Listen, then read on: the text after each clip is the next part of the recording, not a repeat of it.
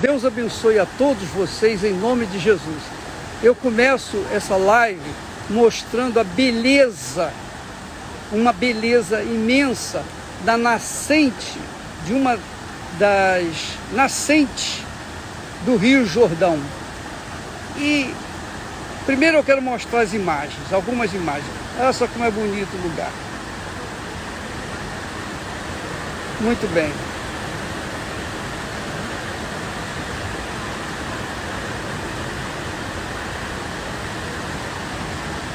Então, preste atenção, por favor, porque eu passo a palavra ao nosso pastor guia espiritual aqui em Israel, o pastor Gustavo, e ele vai falar para vocês o que representa esse lugar aqui bíblico.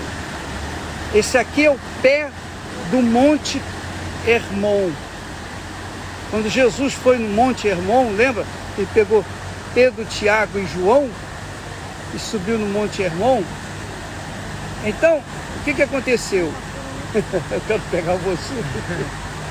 Então, o que aconteceu? Quando Jesus desceu do Monte Hermon, aí fica a critério aqui do pastor Gustavo. Na realidade, bispo, antes dele subir para a transfiguração, ele passou por esta região e aqui ele falou que para Pedro que sobre ele, essa rocha, ele iria instituir a igreja, que as portas do inferno não prevalecerão. Por quê? Porque aqui, logo aqui, existia um templo de Pan. Pan era um deus que na época de Jesus era adorado e era um dos deuses que o sacrifício que era feito para este Deus era o sacrifício de crianças. Então aqui em Israel, as pessoas vinham para este local, próximo ao Hermon, para sacrificar crianças. Então os discípulos se espantaram que Jesus estava vindo para esta região. E foi aí o espanto, mas Jesus veio para quem? Veio para o sofrido. Veio para aquele que tem a sinceridade, que quer o quê? Que quer buscar a Deus. E eles achavam que sacrificando as crianças, eles estariam agradando a Deus. E por isso que Jesus veio aqui. Então esse local aqui representa isso, as portas do inferno. Por quê? Porque aqui eram sacrificados, jogados. Os bebês, as crianças eram sacrificadas ao Deus Pan. Então, vamos mostrar agora uma parte desse local onde sacrificava criança. Você vai ver agora, espera um momentinho. Aí, é aquele... É uma caverna ali. A caverna ali, sim, vocês estão senhor. vendo a caverna. Então ali se sacrificava crianças para Pan. Para Pan, sim senhor. Se comentava que aqui era a porta do inferno. Por quê? Porque para o povo, para as pessoas, não existia algo mais, uma coisa drástica, sacrificar um ser humano, uma pessoa. Por isso que eles comentaram que aqui era a porta do inferno. Então a porta do inferno, tá aí. Nós estamos dando um zoomzinho aqui para você ver a porta. Era aqui que se sacrificava crianças. E é interessante você falar sobre esse fato. Quando Jesus disse assim, você tem que entender, minha amiga e meu caro amigo, as portas do inferno não prevalecerão contra a minha igreja, está justamente naquele texto onde Jesus faz a primeira pergunta aos discípulos: quem vocês pensam que eu sou? Aí uns falaram, bom, o Senhor, uns dizem que o Senhor é Elias, não é isso? Sim, senhor. Outros dizem que é Moisés, outros dizem... Cada um tinha uma definição de Jesus. Mas vocês, o que vocês acham a meu respeito? Aí Pedro, intrépido, corajoso, muito assim, que avançava na frente dos discípulos. Ele disse assim: tu és o Cristo, o Filho do Deus vivo. Tu és o Cristo, Filho do Deus vivo. Você pode encontrar lá em Mateus 16, versículo 16. E então Jesus respondeu para Pedro e disse-lhe: bem-aventurado és, Simão Barjonas.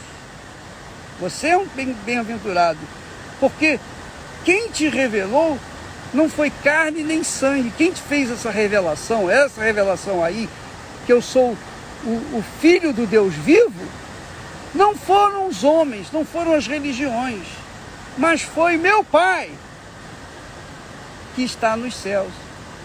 E também te digo, olha só, aí ele diz: eu também te digo que tu és Pedro, e sobre esta pedra, quer dizer, sobre esta revelação, edificarei a minha igreja, e as portas do inferno não prevalecerão contra ela. Então, na Igreja Católica prega-se que quando Jesus falou que tu és Pedro, e sobre esta pedra, quer dizer, sobre Pedro, que representa a pedra, ele edificaria a sua igreja. Não tem nada a ver, isso aí é um engano.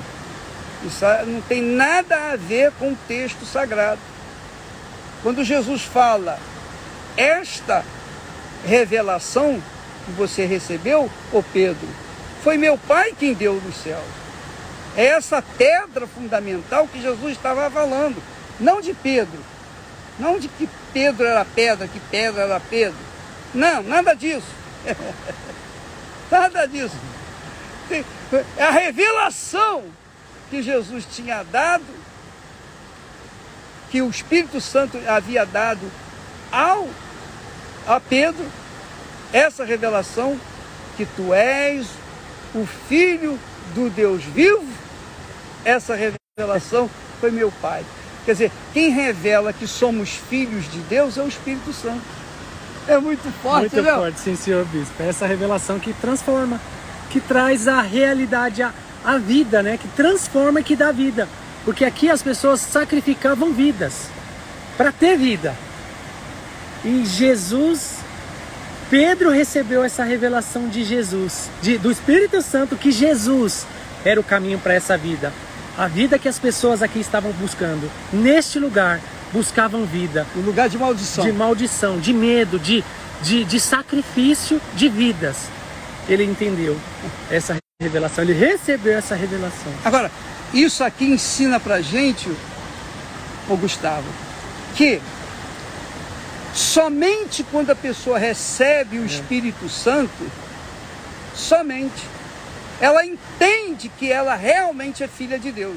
Enquanto ela não tiver essa revelação dentro dela, que é uma revelação divina, que é uma revelação do próprio Espírito Santo, somente quando ela recebe que ela se torna filha de Deus. Então é mais uma balela das religiões. Não, todo mundo é filho de Deus. Todos são filhos de Deus. Mentira! Filho de Deus é aquele que é nascido de Deus. Para ser meu filho tem que nascer de mim. Para ser filho de Deus tem que nascer de Deus. E quem não nascer da água e do Espírito Santo não é filho de Deus. Então, o propósito de as pessoas receberem o batismo do Espírito Santo é justamente para isso, para torná-las filhas de Deus, para que então possam chamar o Pai de Pai, o Pai de Jesus de próprio Pai. Isso é muito forte, é muito bacana isso. Você, minha amiga e meu caro amigo, aprenda isso, mas não só tenha esse conhecimento, coloca-o em prática, para você receber essa revelação do Espírito Santo, revelação do Pai, para você nascer de Deus, para você ser filha de Deus, filho de Deus, você tem que nascer do Espírito Santo. Ele que tem que revelar Jesus para você, não somos nós. Nós pregamos o Evangelho, ensinamos a palavra de Deus, mas só quem revela Jesus é o próprio Espírito Santo. E não foi nem Jesus, bispo, que revelou. Não. Foi o Espírito Santo que revelou para Pedro. Não foi Jesus que falou para Pedro. O senhor vê como é forte isso. Foi Jesus, o Espírito Santo revelou para Pedro que Jesus era o Filho de Deus. É confirmando o que o senhor falou, que não há outra chance, não há outra forma, só com o recebimento do Espírito Santo há essa revelação, há essa certeza de que Jesus é o Filho de Deus. Não é bacana? Domingo às 7 horas da manhã, como também às 10 horas, ao vivo, estaremos ao vivo, em especial às 10 horas da manhã, em todo o Brasil, hora de Brasília, levando a você a oração e clamando para que Deus venha cumprir a sua palavra na sua vida, que você receba o Espírito Santo. Se você crê, você vai receber. Se você não crê, vai fazer o quê? Tá bom? Deus abençoe a todos vocês, em nome do Senhor Jesus. Amém.